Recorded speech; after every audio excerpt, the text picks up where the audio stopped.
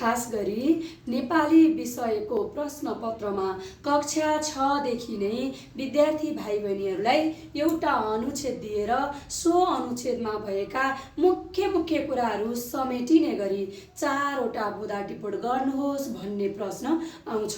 So प्रश्नको हल गर्दै गर्दा विद्यार्थी भाइ बहिनीहरूले कुन कुन कुरामा ख्याल गर्नुपर्छ त, अर्थात् बुँदा टिप्पण गर्दा ध्यान दिनुपर्ने कुराहरू के हुन् त भन्ने सम्बन्धमा चाहिँ म आज चर्चा गर्न गइरहेकी छु।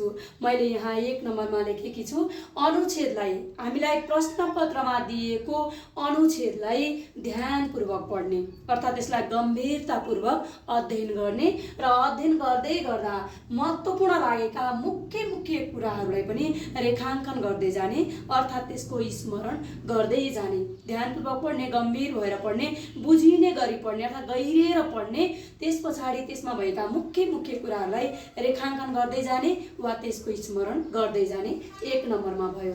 अब 2 नम्बरमा छ, हामीले त्यहाँ पढ्दै गर्दा हामीलाई महत्त्वपूर्ण लागेका मुख्य मुख्य जुन वाक्यहरू हुन्छन्, मुख्य मुख्य कुराहरू हुन्छन्, त्यसलाई चाहिँ हामीले ती वाक्यहरूलाई कृदन्तीकरण गरेर संयोजन गर्नुपर्ने हुन्छ। किनकि त्यो 1/3 सारांश लेख्नुपर्ने हुन्छ, अर्थात् त्यो एउटा अनुच्छेदबाट हामीले जम्मा 4वटा बुँदा मात्रै टिप्पण गर्नुपर्ने हुन्छ। त्यही भएर हामीले त्यहाँ भएका अनेक वाक्यहरूलाई कृदन्तीकरण गरेर, जस्तो कि कृदन्तीकरण भन्ने बित्तिकै भएको, हुने, हुन, भई, हैन, यसरी चाहिँ समापक क्रियालाई हामीले असमापक बनाएर कृदन्तीकरण गरेर संयोजन गर्नुपर्ने हुन्छ।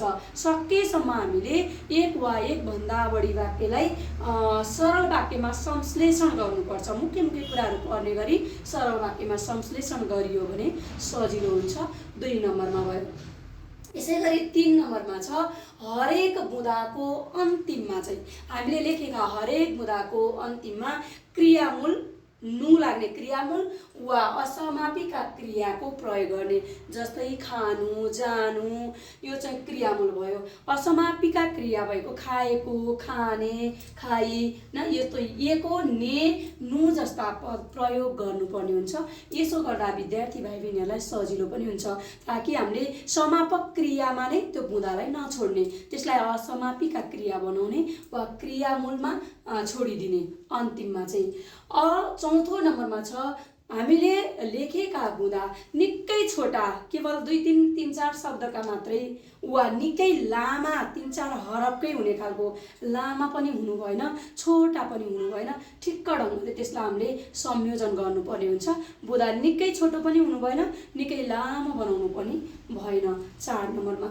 5 नम्बरमा छ, हामीले अनुच्छेदमा भएका त्यो यदि विग्रह पदावलीहरू छन् भने त्यसको समस्त शब्द प्रयोग गर्ने र सिङ्गो शब्दको प्रयोग गर्ने। सिङ्गो शब्द जस्तै कहिल्यै नमर्ने पदावली छ भने अमर भनेर हामीले राख्न सक्ने भयौँ। सिङ्गो शब्दको प्रयोग गर्ने, अर्थात् समस्त शब्दको प्रयोग गर्नुपर्छ बुँदा टिप्पणमा चाहिँ, किनकि हामीले छोटो बनाउनु पर्ने हुन्छ, संक्षेपमा लेख्नुपर्ने हुन्छ। त्यही भएर समस्त शब्द वा सिङ्गो शब्दको चाहिँ प्रयोग गर्नुपर्छ। 6औं नम्बरमा छ, अनुच्छेदमा प्रयोग भएका उखान, टुक्का, विभिन्न उक्तिहरू, सुक्ति, उदाहरण, तिनीहरूलाई चाहिँ हामीले बुँदामा राख्नु हुँदैन, त्यसलाई हटाइदिने, हैन। उखान, टुक्का, उदाहरण, उक्तिहरू, त्यस्ता भनाइहरूलाई चाहिँ हामीले बुँदामा नराख्ने, त्यसको ठाउँमा हामीले समस्त शब्दको प्रयोग गर्ने वा सिङ्गो शब्दको प्रयोग गर्नुपर्छ। 7 नम्बरमा छ, यदि अनुच्छेदमा प्रत्यक्ष कथनहरू छन् भने ती प्रत्यक्ष कथनलाई हामीले अप्रत्यक्ष कथनमा रूपान्तरण गरेर लेख्नुपर्ने हुन्छ। अप्रत्यक्ष कथनमा रूपान्तरण गर्दा लामा भनाइलाई पनि हामीले छोटकरीमा लेख्न सक्छौँ, संक्षिप्तमा लेख्न सक्छौँ। त्यसैले प्रत्यक्ष कथनलाई प्रत्यक्षमै नराख्ने, अप्रत्यक्ष कथनमा राख्नुपर्ने हुन्छ। र अन्तिममा हामीले टिप्ने बुँदा 4वटा बुँदालाई क्रमशः 1, 2, 3, 4 भनेर नम्बर दिएर हामीले लेख्ने गर्नुपर्छ। यसो गर्नाले बुँदा टिप्पणमा चाहिँ हामीलाई सहज हुन्छ। मैले भेटेकी छु विद्यार्थी भाइ बहिनीहरूले बुँदा टिप्पण गर्दै गर्दा अनुच्छेदमा भएका वाक्यहरू जस्ताको तस्तै वाक्यहरूलाई 4वटा वाक्यलाई सारिदिएको मैले पाएकी छु।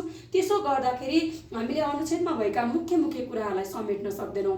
मुख्य कुरा के छन् त, महत्त्वपूर्ण कुरा के छन्, त्यसलाई नछुट्ने गरी हामीले ती सबै कुरालाई समेट्ने गरी बुँदा टिप्पण गर्नुपर्ने हुन्छ। त्यसैले जस्ताको तस्तै केवल 4वटा वाक्य मात्रै सारेर बुँदा टिप्पण राम्रो राम्रो बन्दैन। त्यसका लागि हामीले यी कुराहरूलाई चाहिँ ख्याल गर्नुपर्ने हुन्छ। हस्।